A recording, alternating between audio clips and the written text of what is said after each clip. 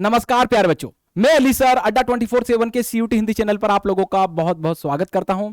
बच्चों, आज चर्चा करेंगे कक्षा 12 के लिए जो हाफ ईयरली एग्जाम बिल्कुल करीब करीब आ चुकी हैं। अब उसके लिए सबसे सटीक रणनीति क्या हो, तो इसी पर मैं अली सर आप लोगों के लिए एक महत्वपूर्ण वीडियो लेकर आया हूं। तो इस पे डिटेल में चर्चा करेंगे कि आप लोगों को किस प्रकार से रणनीति को अपनाना चाहिए जिससे कि आपकी हाफ ईयरली एग्जाम अच्छे से जाए और जो आप लोग आपकी फाइनल जो बोर्ड एग्जाम है उसकी तैयारी में चार चांद लगा सकें। तो चलिए बच्चों, बात करेंगे हम लोग सबसे पहले कि आप लोगों को किन चीजों का ध्यान रखना चाहिए। तो सबसे पहले डेट शीट। आप लोग सोच रहे होंगे सर डेट शीट क्या है।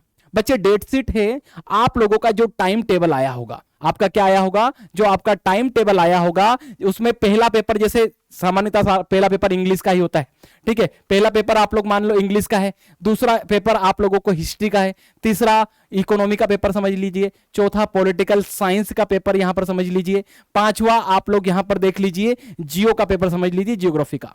तो बच्चों, डेट शीट आप लोगों को क्यों देखना है? तो डेट शीट के अंदर जो पेपर अभी तक आप लोगों ने उठा के नहीं देखा है, जो सब्जेक्ट आप लोगों ने अभी तक उठा के नहीं देखा है, जैसे कि आपका कोई हिस्ट्री का कोई चैप्टर है जो आपकी हाफ ईयरली में आने वाला है, तो जो चैप्टर आपके वीक हैं जिनको आप लोगों ने अभी तक छुआ नहीं है और हाफ ईयरली की एग्जाम में आने वाला है, तो सबसे पहले आप उसको उठाइए और उसको अच्छे से रीड करिए और सारे क्वेश्चन को लिख के रख लीजिए कि ये क्वेश्चन यहां से बन सकते हैं। ये बात हुई सबसे पहले डेट शीट की। अब बच्चों एक चीज और ध्यान रखना, आपकी ये डेट शीट आएगी ना तो इसमें बीच में एक एक दो दो दिन की छुट्टी भी होगी, तो उस हिसाब से आप लोग आपकी जो हाफ ईयरली की तैयारी है उसको उसी प्रकार से मैनेज भी करिएगा। जो चैप्टर है उनको बार बार अच्छे से क्या करना है, आप लोगों को रिविजन करना है और जो छूट गए उनको और अच्छे तरीके से वहां पर मेहनत के साथ आप लोगों को आगे बढ़ना है। फिर बात करें, अच्छा कुछ बच्चे ऐसे होंगे जिन्होंने पढ़ाई नहीं है। अरे कई बच्चे ऐसे होते हैं ना जो जून जुलाई में नहीं पढ़ते कि कौन पढ़े यार, ठीक है, लेकिन वो हाफ ईयरली से पढ़ना चालू करते हैं तो उनको तो टेंशन होने लगता है कि भैया अब क्या करें।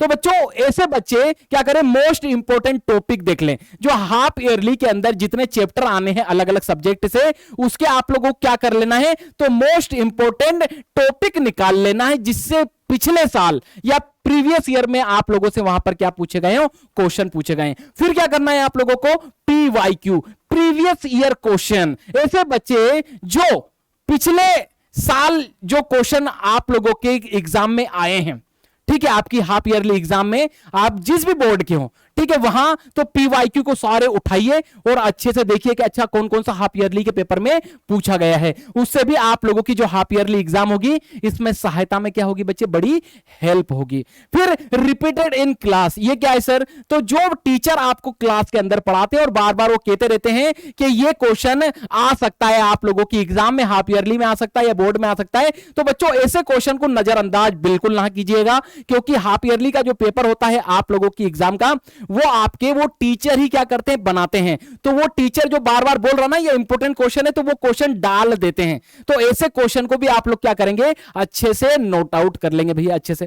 फिर बात करें हम लोग इसके अंतर्गत कि सर हमने डेट शीट देख ली, मोस्ट इंपोर्टेंट टॉपिक देख ली, PYQ देख लिए और रिपीटेड इन क्लास, मतलब ऐसे क्वेश्चन हम लोगों ने देख लिए जो टीचर बार बार क्लास के अंदर दोहराती रहती हैं। इसके बाद हमको क्या करना है सर, तो इसके बाद आप लोगों को देखना है आपका पेपर का प्रस्तुतिकरण, मतलब आपका पेपर का प्रेजेंटेशन कैसा हो। क्योंकि बच्चे आप एग्जाम में बैठते हो, पेपर लिखने बैठते हो, ठीक है, इसके अंदर आप लोग उत्तर अच्छा नहीं लिखोगे, आपका प्रस्तुतिकरण आपका प्रेजेंटेशन अच्छा नहीं होगा तो आपको नंबर ज्यादा नहीं मिलेंगे। सिंपल सी बात है। तो क्या करना होगा आप लोगों को, तो आप लोगों को पॉइंट टू पॉइंट लिखना है बच्चे, समझ रहे ना, पॉइंट टू पॉइंट। जैसा क्वेश्चन पूछा गया, जैसे क्वेश्चन दे दिया उसने हड़प्पा सभ्यता की सामाजिक स्थिति, ठीक है, तो आप लोगों को लिखना है हड़प्पा सभ्यता में मात्र सत्तात्मक सत्ता थी, उपयोगितावादी समाजता, ऐसा नहीं गोल गोल घुमा रहे हैं, तो सीधा पॉइंट टू पॉइंट आप लोगों को उसका उत्तर देना है। जो क्वेश्चन में पूछा गया उसी के ऊपर लिखना है, घुमा फिरा के उलझलुल बातें बिल्कुल नहीं लिखना है। ये अभी से आप लोग प्रैक्टिस में रखोगे तो आगे चल के जो फाइनल बोर्ड एग्जाम आएगी वहां आप लोग अच्छा कर पाओगे, ठीक है। दूसरी चीज क्या करना है भैया, तो साफ सुथरा लिखना है, ऐसा नहीं हौच पोच कर दिया। तो बिल्कुल साफ साफ आप लोगों को लिखना है। इसके लिए आप लोग अभी से राइटिंग सुधार अभियान आप लोग खुद चला सकते हैं। रोज एक पेज लिखने का प्रयास करिए आप लोग। फिर बात करें, हर पॉइंट के बाद लाइन को छोड़ें। कई बच्चे ऐसे होते हैं लाइन के नीचे लाइन के नीचे लाइन के नीचे लाइन के नीचे लिखते हैं और पूरा उत्तर बिगाड़ लेते हैं। तो बच्चों आप लोग क्या करें, मेरा ये पर्सनल सजेशन है आप लोगों को कि एक लाइन लिखी, उसके बाद एक लाइन छोड़ा, फिर एक लाइन छोड़ा, फिर तो हर एक लाइन के बाद पॉइंट लिखने के बाद एक लाइन को छोड़िए, जिससे आपका उत्तर भी अच्छा दिखेगा, प्रेजेंटेशन बहुत बहुत बहुत अच्छा आप लोगों का यहां पर हो जाएगा। तो बच्चों यहां तक हम लोगों ने क्या बात की, तो हम लोगों ने यहां पर देखा कि आप लोगों को आपकी जो हाफ ईयरली एग्जाम है उसको किस प्रकार से देखना है।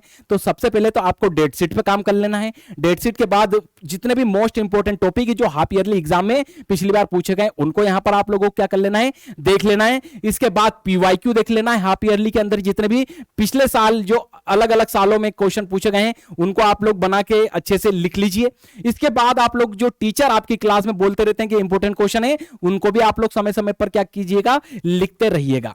तो ये हम लोगों ने बात की। फिर पेपर का प्रस्तुतिकरण क्या हो, ये हम लोगों ने बात की। अब बात करें कि क्या सर ये जो हाफ ईयरली की एग्जाम है क्या इसके नंबर फाइनल बोर्ड एग्जाम में जुड़ेंगे? तो बच्चों ऐसा बिल्कुल भी नहीं है, क्योंकि ये एग्जाम आप लोगों के लिए एक प्रैक्टिस पेपर है। ये आप लोगों को ये जो पेपर है इसका लेने का उद्देश्य सिर्फ ये होता है कि आप लोगों के अंदर और निखार लाया जा सके। किसके संदर्भ में? तो आपकी बोर्ड एग्जाम के संदर्भ में। तो ये आप लोगों को जो प्रैक्टिस पेपर है, जो आप लोगों का हाफ ईयरली एग्जाम पूरा एक प्रैक्टिस पेपर है, ये आप लोगों को क्या सिखाता है? तो ये आप लोगों को समय प्रबंधन सिखाता है, आपकी राइटिंग स्किल, आपका पेपर का प्रस्तुतिकरण और किस प्रकार आप क्वेश्चन को मेमोराइज कर सकते हैं। ये सारी बातें आप लोगों को वहां पर अच्छे से सिखाई जाती हैं। किसमें? तो हाफ ईयरली एग्जाम के अंदर।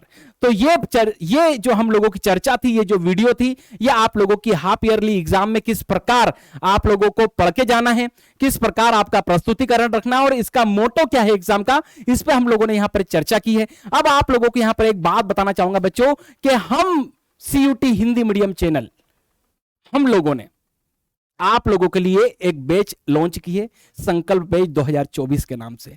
ये बैच क्या है? तो बच्चों ये जो बोर्ड एग्जाम है आपकी कक्षा 12 की और जो सीयूटी 2024 है, इसके बीच में एक ब्रिज का काम करेगी, एक पुल का काम करेगी, एक सेतु का काम करेगी, जिससे कि आप दोनों को क्या कर सकते हो, पार कर सकते हो। तो क्या है इस पे हम आप लोगों को थोड़ा सा यहां पर बताना चाहूंगा। तो आप लोगों को कहां जाना है? सबसे पहले गूगल पे जाना है, वहां पर लिखना अड्डा 247। ठीक है, अड्डा 247 आप लोगों ने लिखा। ठीक है, इसमें सबसे पहले वाले आप लोगों को फ्रंट वाले पे चले जाना है। अड्डा 247 में ऑल कोर्सेज का ऑप्शन आ रहा होगा आप लोगों को, इसमें चले जाना है। आप लोगों को अंडर ग्रेडेड इंट्रेंस एग्जाम पे आप लोगों को जाना है। फिर यहां पर बच्चों यहां लिखा आ रहा होगा सीयूईटी। ठीक है, सीयूईटी। फिर सीयूईटी में आप लोगों को कहां जाना है? क्या CUET science in Hindi, CUET arts in Hindi, क्योंकि ये हिंदी मीडियम के बच्चों के लिए है।